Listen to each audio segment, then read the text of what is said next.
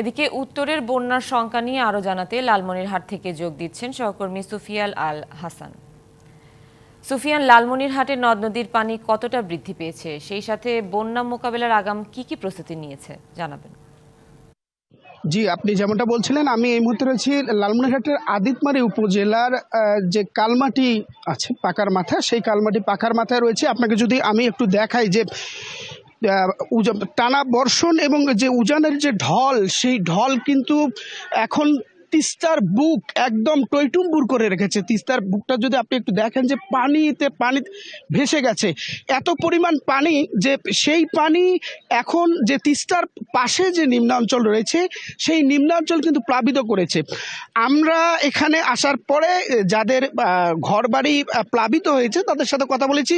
তারা এখন পর্যন্ত কিন্তু লালমনিরহাটের যে জেলা প্রশাসন এবং পানি উন্নয়ন বোর্ডের পক্ষ থেকে কোনো ধরনের সহায়তা এখনো পর্যন্ত তারা কিন্তু পায়নি বলে আমাদেরকে জানিয়েছে। আমরা জেলা প্রশাসনের সাথে কথা বলেছি, তেনারা যেটি জানিয়েছেন যে আসলে তিস্তার যে বর্তমান যে অবস্থা, এই অবস্থা যদি আরেকটু বৃদ্ধি পায় তাহলেই তখন তারা সাহায্য করবেন বলে আমাদেরকে এই বিষয়টি জানিয়েছেন।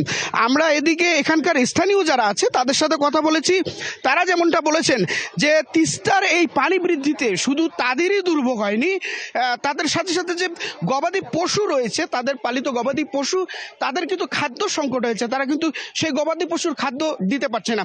এদিকে এখানকার যে শিক্ষা প্রতিষ্ঠানগুলো আছে সেই শিক্ষা প্রতিষ্ঠানগুলোতেও কিন্তু পানি উঠেছে আমরা দেখেছি। কিন্তু দুর্যোগ মোকাবেলায় বা সরকারি যে ত্রাণ অথবা যে সাহায্য সেটি কিন্তু তারা এখন পর্যন্ত পায়নি বলে তারা আমাদেরকে জানিয়েছে। আমরা তাদের সাথে কথা বলেছি, তারা আমাদেরকে আরেকটি বিষয় জানিয়েছে যে আমরা আসলে কোনো সরকারি সাহায্য, কোনো ত্রাণ সহযোগিতা আমরা আসলে চাচ্ছি না।